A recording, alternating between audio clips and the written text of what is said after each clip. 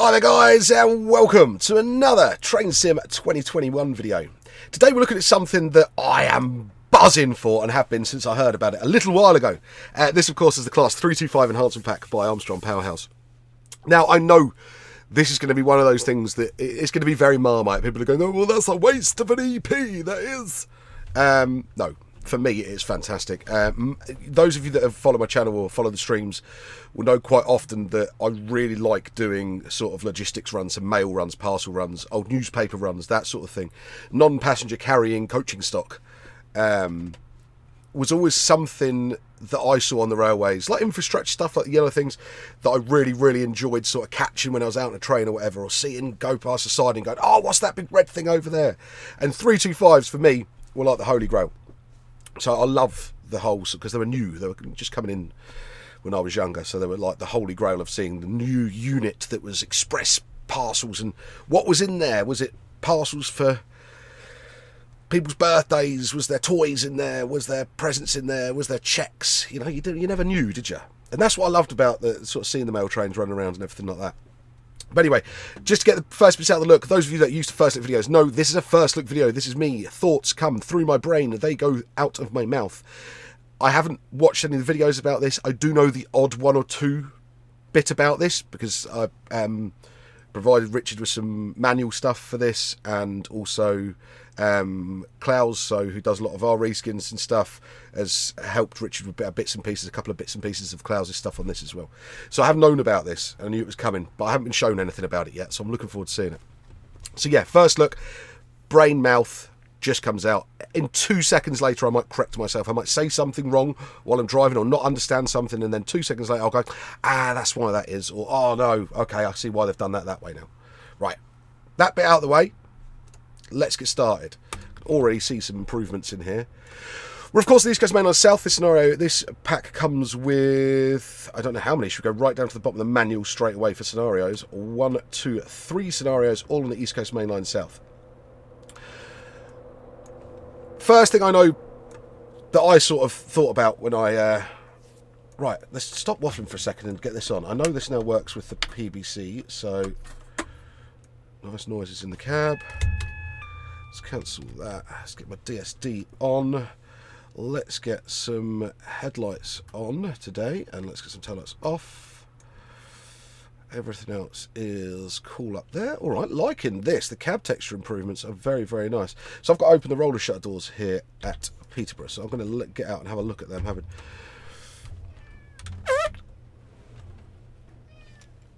Oh, I like it. 3D nameplates on there as well. Sorry, Tatty darling, I'm doing a video. Sorry, the cat's meowing at me through the hole in the shed, so I do apologise. Loving seeing the extra little details put on here with like the actual mail pack. I can't remember what these are called. They're not brutes. They've got another name. And I can't remember what they are. So that big bar locks them in place, and they can push them down, and then they clip onto this bit inside here. They use them in lorries as well, the mail lorries and all of that sort of jazz. As you'll have noticed, ladies and gentlemen, I won't go into too much detail about this yet, because I'm sure it'll be in the manual. We have blue exterior traction door interlock lights. Sorry, so they were linked to traction. There's been lots of speculation about what they were about back in the day, for many years, and even up and when I posted very recently. Love that action as well, and the way that's done. That's very nice. Right, do we have the road? We do. Right, so we can go in forward, knock that off.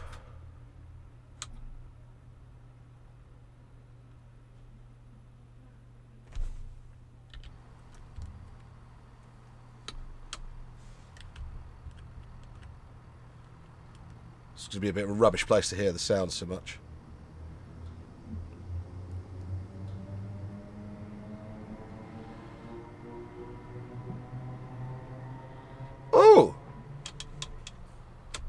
Hang on.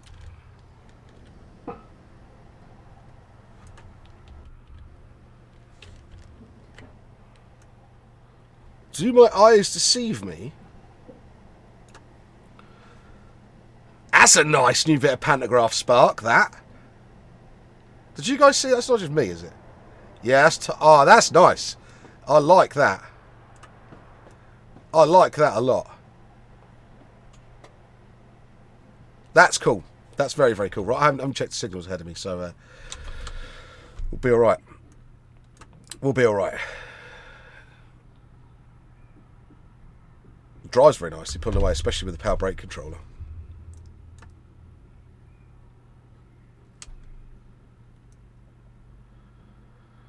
So there's nothing drastically different in these than would be in, say, a 365 or a 319. So just go through the history for those people that don't know. You probably already all know this already. Even though from the exterior, it's really nice hearing those 319 sounds, the newer 319 sounds on here. It looks like a networker from the front, but actually the only bit that's networker about it realistically is the cab. The rest of the 325 is in fact a 319. So from control gear to traction equipment to bogies to you name it. So people will go, why does it sound like a 319? Well, basically it is a 319 with a 365 or a 465 cab on the front of it. That's the only differences. And what was really cool about these as well is they used the Royal Mail font for the numbers, which is quite rare for anything to have different style numbers or different fonts for things on the railways. And Royal Mail always sort of had that little chance to do it. Sound-wise, sounds very much like the 319, as it should. Cab sounds decent. It's not too quiet. It's not overly loud. Bogie run sounds sound good already.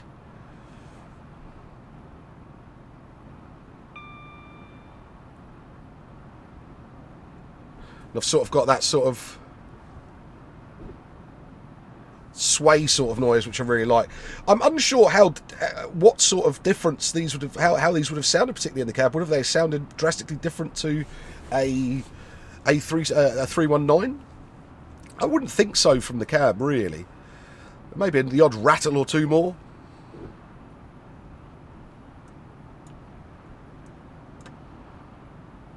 But they're very cool. Anyway, I was talking about blue interlock lights. We'll go into those in a bit anyway.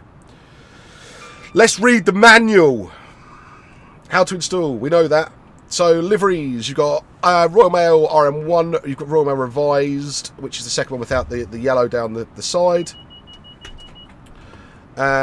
Keyboard commands. You have AC select, cab lights, DC select, dead man's pedal, door close button, door operation, toggle door release buttons, left door release button, right, driver vigilance device on or off, headlight switch clockwise, headlight switch anti-clockwise, master key in and out, pantograph down, pantograph up, reset button, taillights on off, visual aids on off, wiper switch clockwise and anti-clockwise. So again, there isn't really anything feature-wise on a 325 that is particularly out there and special. Especially from a driving perspective, they were designed to be really simple to operate and use. So a driver that signed most EMUs at the time would be able to take them on a portion of their run, really. They wouldn't have taken much training, put it that way, or anything like that. So in that sense, they were great. They didn't have speed set. Or anything like that, like the 365s and 465s. They were built as a quite utilitarian vehicle, and I like that's part of their appeal to it. The way this drives is really nice already, and especially with the PBC. Right, so is it going to want me in 4, or is it going to want me in 3? So 3 is quite happy and nice. I like that. So we have wheel slip protection. Wheel slip protection aids the driver when powering or braking times during poor adhesion. We've been here before with AP packs. So those that don't know, accelerate and you'll hear the motor noise rapidly increase in pitch, and power quickly falls to control the slip. So you go, the power will slip but go down. Motors will then revert to their normal pitch, and power returns to the notch selected on the power handle. So it's a way to stop the wheels slipping. Surprise, surprise. But yeah, it does that by reading what speed each wheel on the train is going at and then slowing it down, and it's really cleverly done. So it can control the dump valves on the air brakes way quicker than any human intervention could do, which makes it sort of more efficient. As a driver, you must assess which power notch is most suitable for the conditions and balance the occurrence of wheel slip with the maximum possible rate of acceleration. So you can expect it to be different in spring, summer, autumn, winter, and then dry and rain and snow. Braking, so this is wheel slide. When wheel slide is encountered during braking, a two-stage process takes place. So brake pressure is automatically reduced to try and control the slide. So again, that might be releasing neutral sections. Nice. So it'll release the brakes to get them to roll a little bit, then it'll put a little bit more force back on, then it'll let them roll a bit, then it'll put the force back on. Once the slide stops, the brake pressure is returned to the notch selected on the brake handle. If wheel slide reoccurs, the process starts again. Again, as a driver, you must resist the temptation to reduce the brake yourself, as the wheel slip protection will offer the best braking performance. Please see the table below for what to expect during each season again. So spring, summer, autumn, winter, dry, rain and snow. You will get a variation of them there. Neutral section functionality. There's a surprise. I've just seen it happen. So for those of you, again, overhead lines split up into sections for various reasons. And you have to have a section between different sections. It's a bit in the middle called a neutral section. The reason that's there is to do with phasing. It also means if there was any sort of incident, or they needed to repair a bit of line, or they had to turn a bit off here and there, you're not turning the whole network off, you're just turning off a section of line, a section of overhead line at that area. But also power stations produce things at different rates, and substations and all that sort of jazz. Neutral sections are something you can really go into lots of detail about, and you can go into the way that different overhead line systems around the world work, different frequencies, different AC 25 kV down to, you can even go 1500, and the DC overhead power systems. If you want to learn about that sort of stuff, Google is your best place. You'll find out loads of stuff, and there's some good YouTube videos out there as well about overhead line electrification stuff. Why am I still losing power there? Oh, it's because I went through the neutral section with power still on. Bet you that's why. So it says here, the Class 325 will react to the neutral sections available on the West Coast Main Line over Shep route and any other route which recreates neutral sections in the same manner. On top of this, they will also function when our own markers and signage are placed inside a scenario which is available in the AP Common Object Set Filter folder. Also have dual voltage functionality, because of course the 325s were dual voltage, just like the 319s. Meant they could work in the southern region as well as up north. I don't know if they were ever passed for anything on the Merseyrail network, but I don't know. So there is a full procedure to shift from AC to DC and DC to AC. That's listed again in the manual. Body side interlock lights. Right. So these bad boys, they're all out on this set. But lots of people will go, I've seen them bombing up and down the West Coast Main Line in the dark, and you just get this blue streak going past you. So it means that they're motion sensors, and something's moved. Load shift indicators. I've heard all sorts of stories what the blue lights, the external blue lights mean. And actually from the manual, the extract from the actual manual on the train, it does say that they are to ensure that the door is locked and latched. So it means that the door has secured and a pin's gone up and locked in. That would extinguish the exterior body side lights. Okay, that's the Adtrans who built these, ABB and Adtrans, that built these, real world manual states that. But we'll read what the Armstrong Powerhouse one has said. It said, over the years, there's been a degree of mystery, I like that, surrounding the blue body side lights on these units, which are often seen illuminated on the move. After consulting official documentation, yes, and online sources, the consensus appears to be that these are interlock lights for the door, which illuminate if a door on the relevant vehicle has not been securely latched closed. When these units were pressed into service, however, it was agreed that all containers within the train would be secured with webbing and straps while in transit. Therefore, it was no longer considered a safety issue if the doors were not securely closed. And as a result, these lights have been ignored by rail staff ever since. So much so, there is even an entry in the rule book to this effect. To simulate this, the blue body side interlock lights will remain lit on some vehicles once the doors are closed. Each vehicle has been given a 50-50 chance of whether they will stay lit or not, as this is recalculated every time the doors are closed.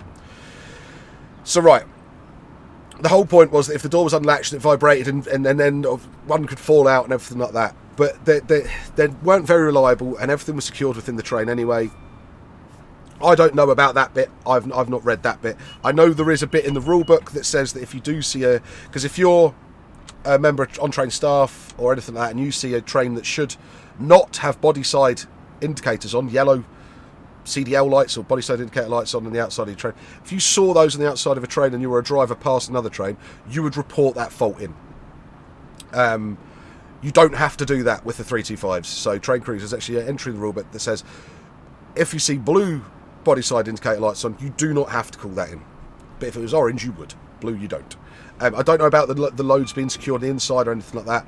I have heard stories from all sorts of things, from motion load shift indicators to motion detection system. There is a personnel, or was when these were as built, a personnel detector built into them. How that worked doesn't really go into much in the manual at all. So I'm guessing that's just not implemented in this because there's no real need for it, because nobody seems to know how it worked. I've even spoken to people who signed these, and they have confirmed that it was an interlock thing, nothing to do with load shift or anything like that. But again, some of the people I spoke to, unless that's changed in the last few years, I don't know. And nor me nor Richard nor anybody else that we could think of could find anything to the contrary of it. So door interlock lights is what we think they are. Not particularly reliable door interlock lights, and why they were blue, I don't know. I suppose all other male stock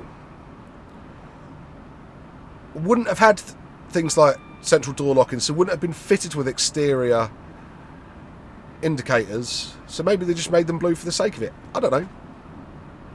Be interested to know why they're blue. If anybody knows, let me know. But only comment if you do know. That would be great. Right, arcing pantograph. I've just seen this. Special attention has been given to simulating arcing between the pantograph and the overhead wire. From 1 hour after sunrise to 1 hour after sunset on a dry day, there is no light arcing. From 1 hour after sunset to 1 hour after sunrise, there is moderate arcing to simulate the moisture that tends to build up on the overhead wires once night falls. There is also moderate arcing when raining at any time of the day. During the winter, from 1 hour after sunset to 1 hour after sunrise, there is heavy arcing to simulate ice frost that tends to build up an overhead wire once night falls. I don't know if you've ever seen a train going through overhead lines when it's been icy. It's amazing. You can you always get this sort of glow on the pantograph. The sort of plasma ball. It's amazing. It's amazing.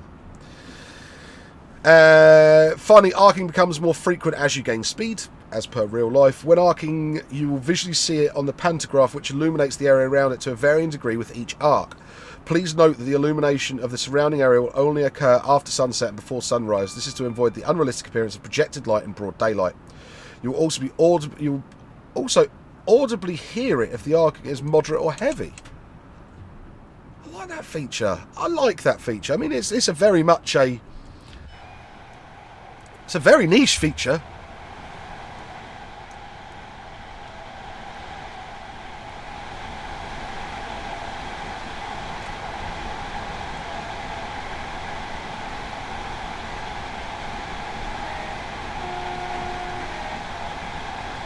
I do like that though.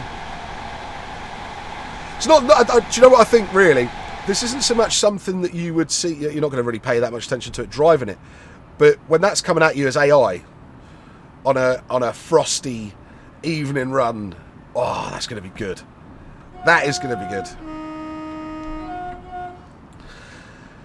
Variable power and brake performance. Yes! Liking seeing these features being brought over from the SEP. This is good stuff. Any train driver will tell you that especially on older stock, braking and power performance can vary quite noticeably from unit to unit, despite within the same class. We've simulated this variety by randomly allocating a brake factor and power factor. Every time you drive a unit in the simulator, this factor can reduce or increase performance by a maximum of 8% either way.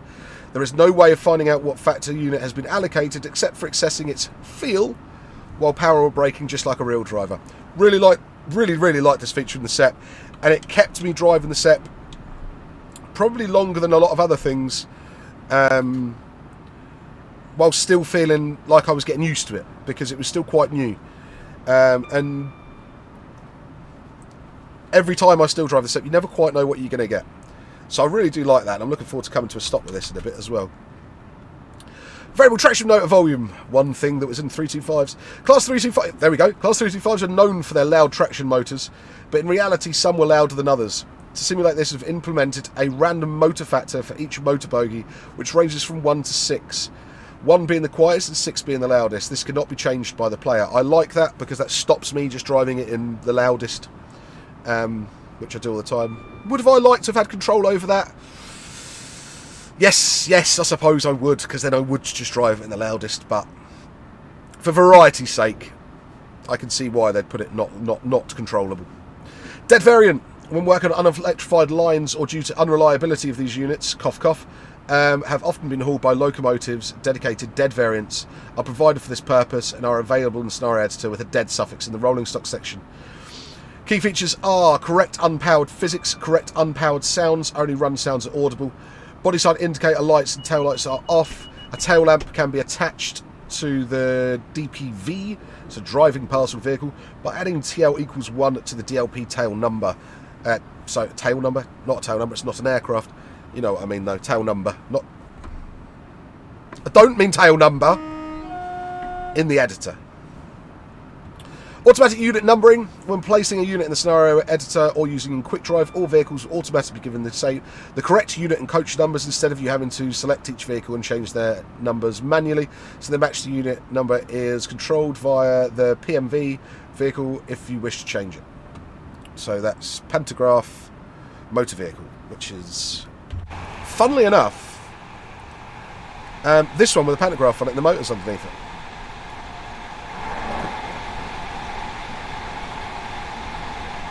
I'd say this one we've got today is quite quiet.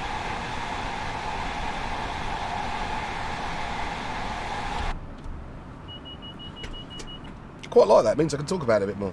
Right! My favourite bit of an AP manual is, of course, Richard's bits and bobs. Just got my power off of going through a neutral section there. So good practice for neutral sections is to have no power being applied when you go through a neutral section. In fact, there are magnets that stop that happening on neutral sections. It's not so much that much of an issue. It wasn't that much of an issue with modern day thyristor-controlled units, but things with older style traction equipment, you'd need to wind it back down. So if there's a tap changer or camshaft, all that sort of stuff, you'd have to go straight back to the beginning and then cycle all the way through again. So with this and with any train, it is good practice. I don't always do it, and I'm bad for it. Don't just go bombing through it. Try and remember to put your power to 0 and then go again. If you don't, we know what happens. I've just done it earlier. You'll have to reset the handle to reapply power anyway, so just do it at the right time and you're not going to have that problem. So yes, my favourite bit about a manual is Richard's bits and bobs. This section is dedicated to aspects of this pack that do not warrant a dedicated section, but are still of note. Usually where the cool bits are that I think do want to have a mention and don't get a bigger mention than they should. Visual cab improvements, including high resolution button switch labels, new illuminated button gauge visuals, new TPWS unit visuals, correct power brake controller, markings, and numerous other minor improvements. This at one point I think had 7 notches of power written on it and all sorts. But it was one of the first bits of DLC for Train Sim, if I remember rightly. Function master key, working in-cab clock to the left of the speedometer, which is here. 4-step reverser, so we've got off, forward, neutral, reverse. Works really well with the power brake controller. Just a bit of a project drop there. So those of you that don't know, the Alan Thomson Sim and TS controllers power brake controller is now been launched. First A lot of these, unfortunately, sold out very, very quickly. 51 units in less than 40 minutes. But there's another batch due in soon, so keep checking the ATS website for news on the power brake controllers being back in stock. Shouldn't be long. But this works beautifully with it. Reverse and power brake controller reanimated for more realistic motion. DVD isolation lights to the top left of the driver, as well as safety system isolated on desk. So you used to just get the safety system isolated on the older 365 and stuff, but now it seems that you get a switch up here as well. Yep, you get your button up there. Vigilance system. Oh, that was weird. Vigilance system isolated there.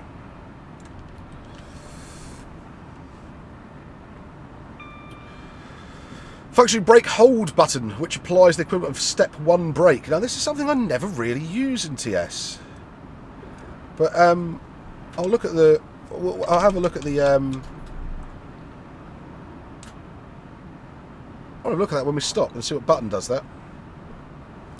Amended camera angle. I did notice that here. We're slightly set back a little bit more, and slightly more to the right, I think. Does seem a nicer driving position. I'll tell you that for nothing. It's got bogey cam, so that is, you go shift 2, and then you can go to the right, and you've got the bogies there. So if we were to take power, you're not going to hear a drastic change in them at this speed anyway.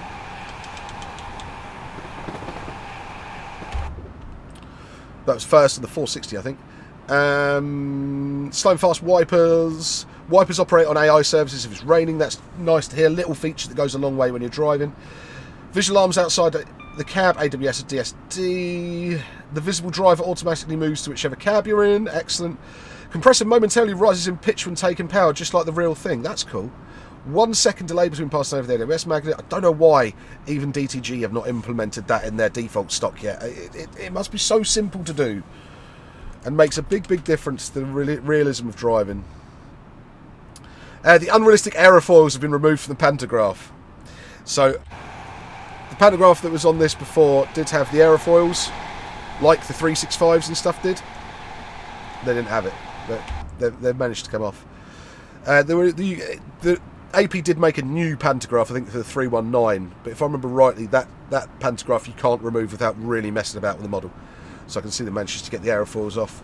Headlights only provide illumination from sunrise and sunset. Good. High quality headlight and marker light, including LED variant on 325 007. Nameplates for 325 002, 006 and 008. I do like those.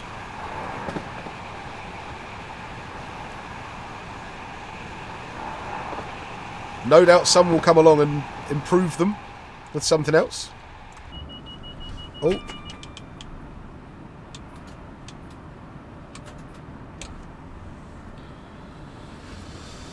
The nameplate on this one's 3D as well. It looks very, very nice. 7 overhead line warning sticker variations. There is a plethora of different cab end variations on these. I'll come into how I know that in a bit. But yeah. Then it goes down to how to use in the scenario. You guys can read all that. Setting up the driver's cab. And then scenarios. So they're all on the East Coast main line. And people are going to go, well, isn't the home of the 325s realistically the West Coast main line? And I kind of, when I think of 325s, I think of the West Coast main line. But then I realistically think about where I've seen 325s in the daytime, or early evenings or late evenings, and I can also think back to the sort of mid 2000s, like mid 2005ish. 325s were quite a common sight on the East Coast main line. And considering Richard's got all the EPs, Ultra Powers have got all of the stock basically for that era set for the all EP'd or new stock, I can see exactly why he's done the scenarios on this era. And don't worry, the community has already come along and started doing loads for the West Coast stuff. So West Coast Manor South, Missing Link, over Shappan North, there's already scenarios available on ATS for those already, I think. I haven't checked the full range that's out so far today. And I would expect to see a glut of scenarios that use the 325 redone with this as well. So those of you that didn't have the budget 325 pack, because you couldn't get the old 319 sound pack from AP, will be able to now have this. So that brings me on to another thing.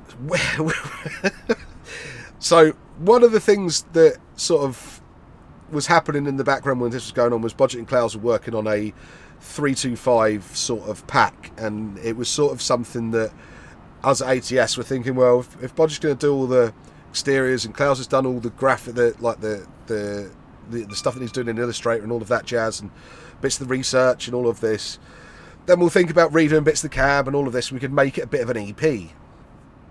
And I'd sort of got pinged over a message to Richard and inquired about getting the sounds from the old 319 pack and making it a bit of an EP. And Richard's like, yeah, but we're already kind of doing one. So I was like, okay. So we offered up some of the bits we already had into this. So there is some of Klaus's work on this, which I'm really pleased to see. But it's cool. It's cool. And to see that sort of working together sort of stuff, I think, within the community is great. Am I a bit chinned? Yeah, I'd have loved to have seen a 325 EP for ourselves, but I'm glad Rich has done the hard work so we don't have to, if I'm honest. There's enough on our plate as it is. And this hasn't been the easiest one either to work. The way, because this was so old, the way that this actually functioned was quite odd, to say the least.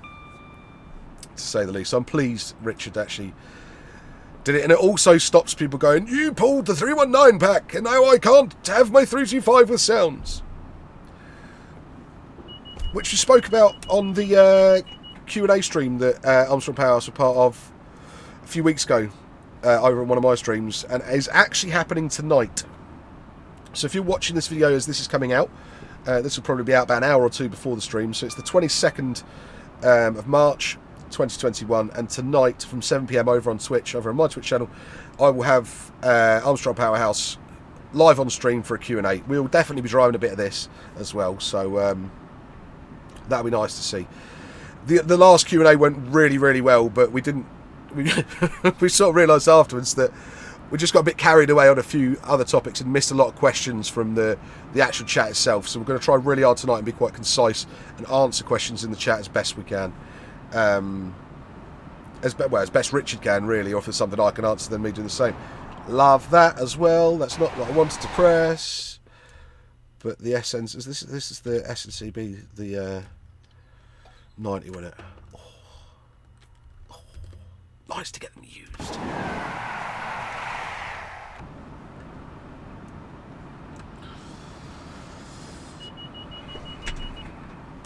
Now, a lot of people have this illusion or believe a myth that mail stopped travelling by rail in 2003. It didn't. It didn't. The thing that was, I mean, it was vastly cut down around that time, but it didn't stop and never really has fully stopped. What happened was that the different way of mail being transferred around the UK was things called travelling post offices, or TPOs. And what they actually were as exactly as it sounds, they were travelling post offices. They were staffed trains manually sorting letters into different boxes, which were then put into different bags and dropped off at different stations. You could even add a letterbox on the coach, and you could actually post your letter to the train directly. They were cancelled in the early 2000s, but mail by rail still happened. Between places like Princess Royal Distribution Centre, Lowfell, Shilmore, I'm sure, here we are, Hatfield. Not Hatfield, Hitchin. This was a mail terminal as well. This was used for mail. There was quite a lot of mail services that stopped at different places, newspaper trains, all that sort of stuff through the sort of 60s, 70s, 80s, 90s, that sort of thing. And even if you go further back, you had travelling post offices that caught the mail from bags that hung over the sides. It's a real big part of railway history is mail by rail. Massive part of the railway history. There's a really good sort of exhibition at Nene Valley's got one, and there's, is it the Great Central Railway, Great Central Railway do TPO, like the catch ones. Can't remember what they're called now. It'll come to me. They've got like all the line side apparatus and everything for the little swing bit that catches the bag and drops the bags. Any of you that had a Hornby train set in the 70s or 80s or even early 90s will know about it, because you will have been given or had that coach or picked one up from a car boot sale at some point. So yeah, but mail by rail still happens to this day. It's slowed down little bits, but you'd always see peaks around busy times, so Christmas, that sort of thing. With the sort of advent of online shopping, mail by rail increased again, and is now pretty substantially high. So much so that there are other companies getting involved in the transportation of parcels and packages town centre to town centre by mail again. There are several operators out there that are using either redundant 319s, 321s, even talks of HSTs. So there's a big drive for it at the minute. If you think about the rise of things like Amazon and eBay and Wish and AliExpress and all of those things, there's a lot more parcels traffic than there was even probably back then. But it's smaller and it's city to city. It'll be interesting to see what happens with it, and if we do see a big return of it or not. But it'll be nice. But yeah, using these on a multitude of services will be an absolute giggle. I'm really looking at Dalham, another one that I'd forgotten about, rail terminal. So now at the moment they're pretty centralised between those sort of Royal Mail terminals. I mean, the infrastructure for those really was part of these, the mid-90s. I think the other stream we worked out that the Princess Royal Distribution Centre at Willesden was only opened in 1996. Shilmore, I think they were all roughly around the same time. They're all buildings of all of the same design.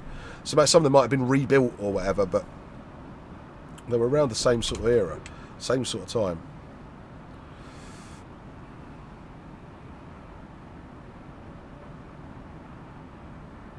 And it's really hard for me to do sort of night driving as videos, because a lot of people don't like it. And I love driving at night.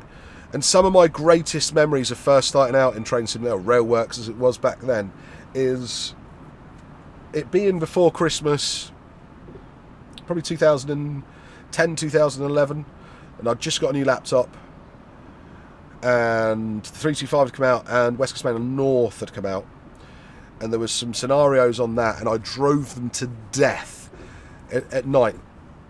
Dark in my living room, Mrs. was out at work or in bed or whatever, and I'd sit there in the pitch black and drive these scenarios. And I'm going to do that again. I'm really, really, really going to do that again at some point. Without fail, with an updated version. I'd really like to see some of those scenarios that are on the West Coast Mail North redone with the modern day stock and see how they look now. Because that would be cool. That would be cool. There was a really good one. We had to pick up a failed service at Lockerbie, and yeah, it was just good. It felt purposeful. I don't know, it's really weird to say. There's something I always liked about carrying people's birthday and Christmas presents around. I think it's more of a giving thing, isn't it? It's quite cool. I like it. Not everybody's into mail stuff, I know that. I am, though. Definitely am. Right, so let's have another little look on the exterior and have a look if we're getting a bit, because we should now be coming up to what train sim classes is pretty much sunset. So we should start seeing a little bit more of this happening and a bit of noise.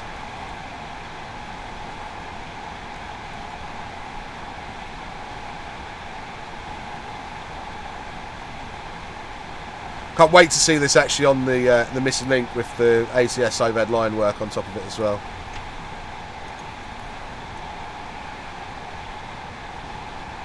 Because this overhead line just is like that, whereas real overhead line,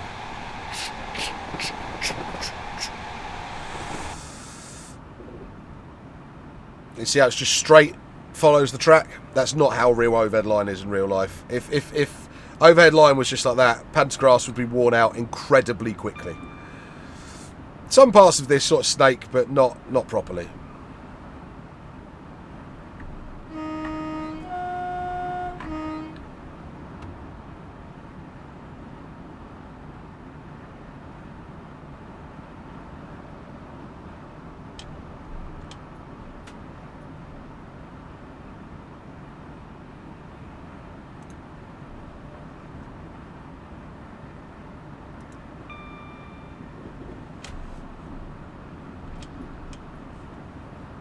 It's a nice drive.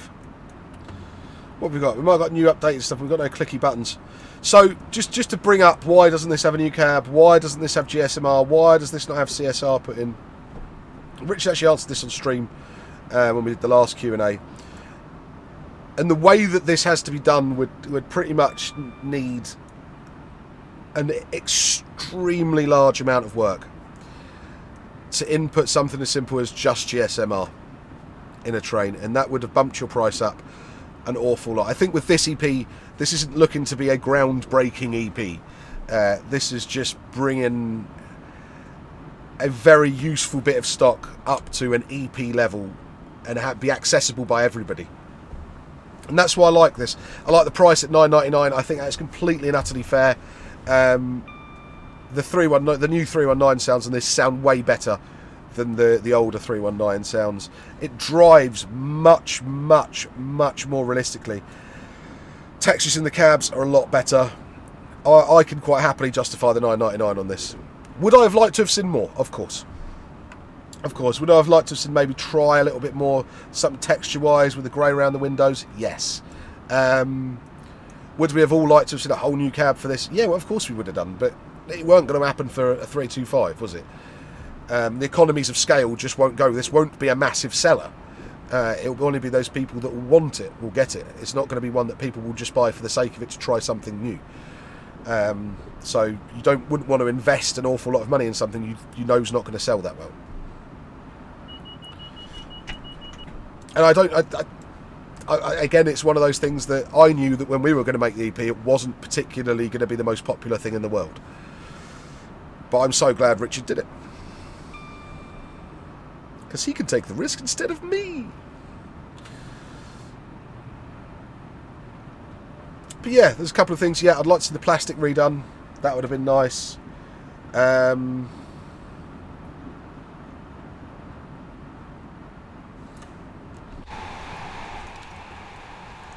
Really like the 3D nameplates on the side. I think they're really cool. Love the little extra details with the side lights. The pantograph arcing's a great little feature. It drives as a solid EP, modern, WSP, wheel slide, wheel slip. The variation between units will make it interesting to drive no matter what you're going to get. Is that the new white livery that came with one of the 313 pack needs updating for this, by the way, guys. So you can go and get when you get the 313 pack and update that as well, because it puts an extra livery in it, I think.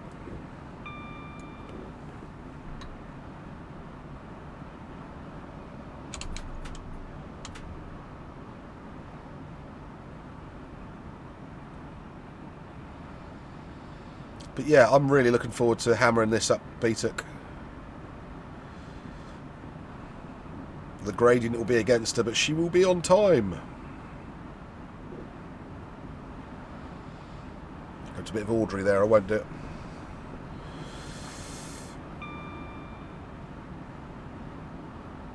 Start humming Thomas the Tank tunes as well. And I think that's another thing, isn't it? You've got Night Mail, of course, the poem, and then you have got some sort of the Thomas the Tank things at the mail train. You had Percy with the mail, and it was always important. The mail was always important, wasn't it? Needed the mail. Drums it in your head a bit.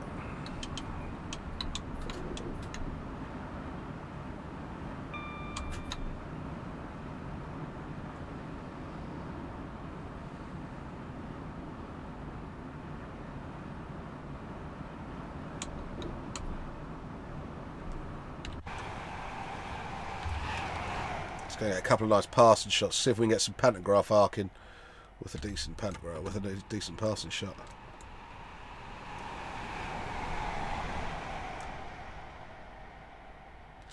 Does look cool. It was just so different.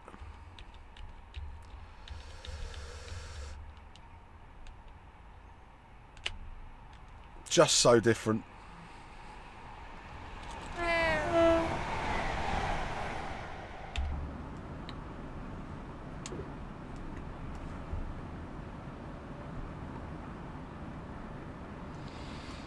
And in the early 90s when these came out, it was like this sort of mail trains when I was little. And I mean, Cambridge, where I sort of grew up, from when I was about 5 or 6, was the maintenance facility for a lot of the parcel stock and mail stock, but not 325s. So all like coaching stock, basically. So mail trains to me when I was a kid were like a mix match of really nice new shiny red things, really worn out and tatty blue things, some slightly less tatty blue and grey things, and then some really shiny red and black squared Red Express system stuff. So I think that's probably where quite a lot of my passion for it comes from, is the amount of variety that was around at that point. Especially when these were coming on stream. I think these came in about 93, 94, didn't they? Maybe even a bit later than that, 95 even.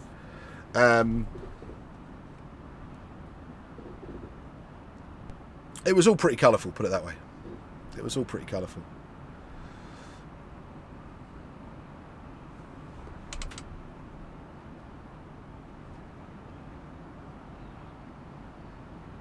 And I think it was the last dedicated...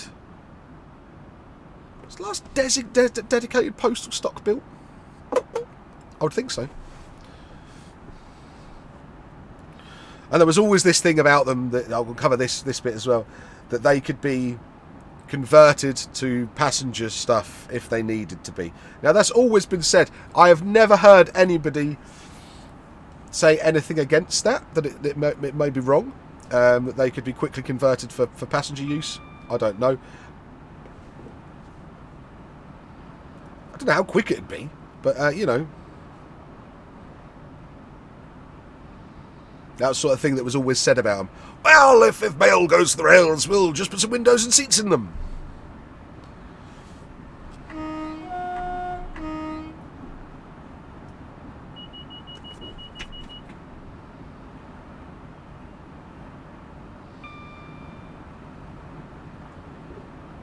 But we just I don't know.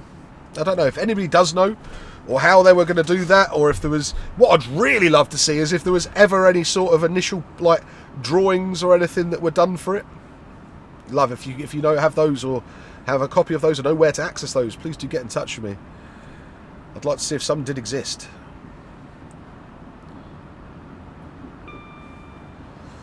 Because that sort of end of BR era, start of sort of the Networker series and everything like that, there was a lot of prototype trains being banded around and thrown about. One was just one reason for that was it was a massive, great big marketing stunt. So you talk about selling the railways off. You were looking at privatisation. Was look at these shiny new trains you could build if you do invest in this. So quite a few of them didn't make it. The Networker project was supposed to be bigger than it was. Never was fulfilled fully. There was the cross city trains were supposed to be that. If we had the cross city lines, there's a lot of stuff out there that never got built. The Intercity 250 project, the Class 93s, which are now I think we're on version 3 of the Class 93 coming out, aren't we? Because wasn't there was the Class 93 in the late 80s, early 90s, the Intercity 250 project. Then there was the Class 93s, the sort of the black, sort of looked a bit like a Taurus thing. And that Bombardier put together a good few years ago that was even mooted as a replacement for the 93s, the 91s. And now we've got the new 93s that are coming, that have actually been ordered. I think August. I think the first one of those is due to be finished. I don't know off the top of my head. I vaguely remember reading that in last week's rail.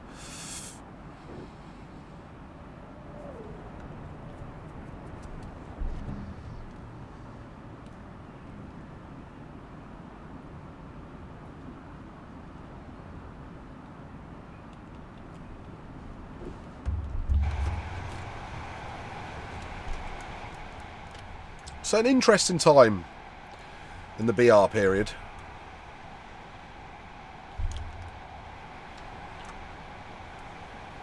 Quite funnily enough, the reason I put the cab light on is I've quite often seen these being driven with the cab lights on.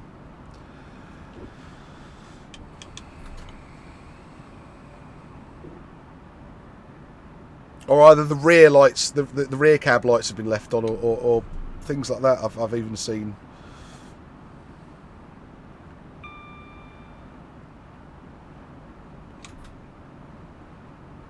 But an interesting unit, and I am really looking forward to bombing one of these up and down the West Coast Main Line as much as the East Coast Main Line.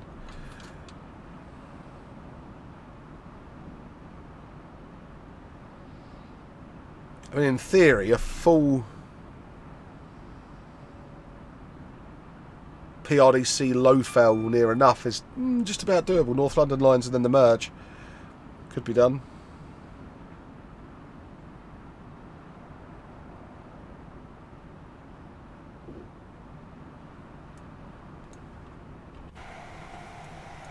To have a look at Bounds Green when it actually looked like it had proper trains in it. Oh, beautiful.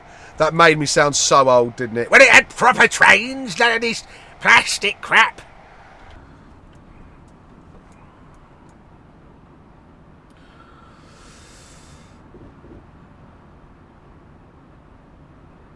It's not how I think. I'm not a fan of Azumas, don't get me wrong, but I understand the railways have to move on. And I'm well versed in that, and do like some of the lovely new units that are coming out and about. And again, with the new 93s coming, loco wise, the 68 and the 88s have been some of my favourite. They're some of my favourites ever. The 70s is one of my favourite locos ever. And that's pretty new as well still.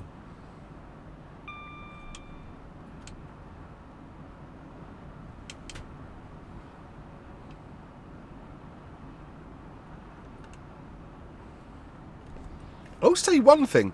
This is the first time I've driven the West Coast Main Line South since the fast load update. And whilst I've noticed a few frame issues here and there with other routes, the tile loading stutter, especially what you get around Hornsey and Bounds Green, is either Rich had been even we've been very clever with AI. At this time of night with the lighting that's going on, we're hitting pretty good frames. So, that's a bonus.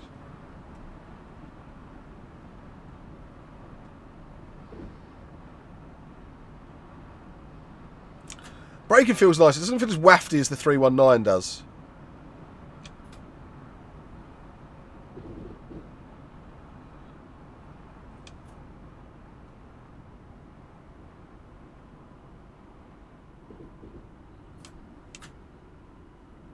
Oh, I like that.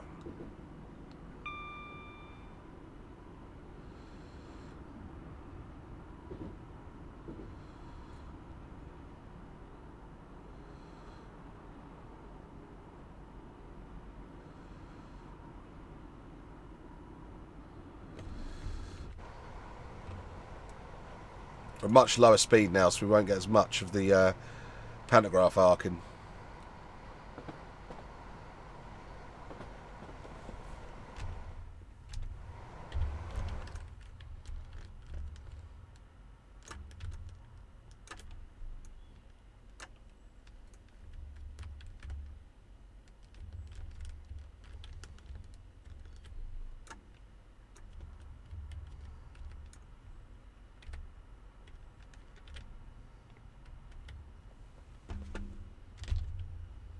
Oh no, I kind of want a cityscape as a background for that, really.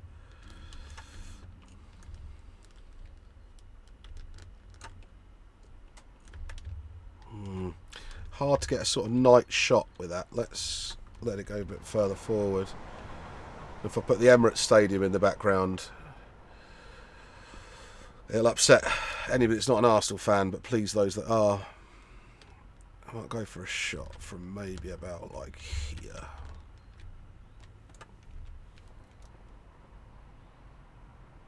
Which should be quite nice.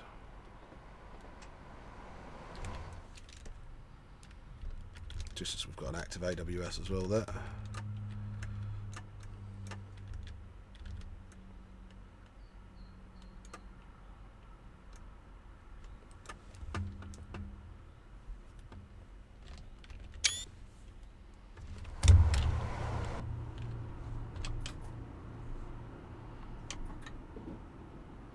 Coming in a bit fast there.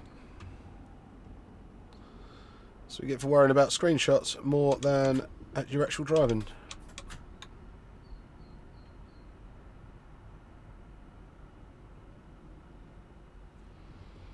And it's not often we get right up to the end of the Camden Road. Camden Road?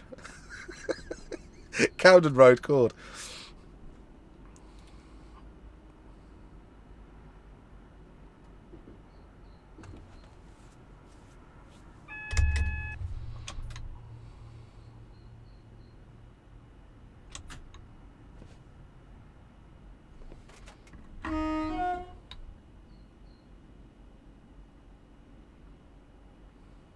So yeah, sum this up. It's not for everybody. People will go, it's rubbish EP, moan all we like. It's fine. I don't really have a problem with it. I really like it. Really, really like it. $9.99, I don't think it's a bad price at all. In fact, for the amount of quality and work you're getting within this, I think it's very, very fair. I will have great fun with it. And if you like doing mail scenarios, you will too. Without a doubt. Without a doubt.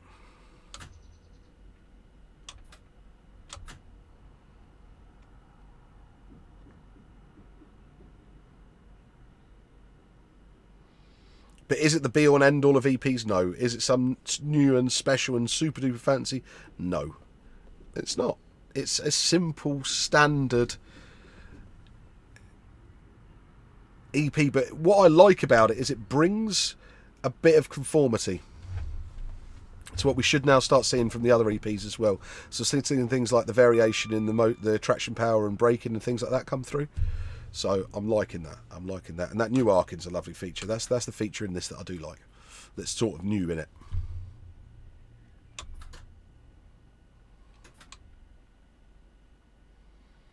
So yeah, as per usual, it's a go get for me. If you're going to drive stuff with this train in it, this is well worth it. I think it was something like £3 in the March Madness sale. So for £13, you're getting a very drivable bit of kit. So yeah, I massively recommend this, especially if the 325's on sale or you've owned it for a million years and had it already.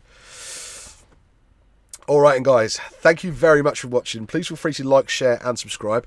Head over to AlanThomson for all your latest and greatest train sim needs. Head over to Twitch at the moment. It's usually Monday and Wednesday from 7 PM for pub-style atmosphere, talking about trains. With it being a pub-style atmosphere, please remember that it is quite adult, so it is quite an adult environment. It's not really suitable for under 18s. The Facebook group, again, if you come onto the Facebook group, come ask questions away. Do a bit of due diligence first, read the manuals of things, that sort of things. Otherwise people will sort of go, well, have you read the manual, mate? That sort of thing. All right, and once again, guys, thanks ever so much, and I'll catch you next time.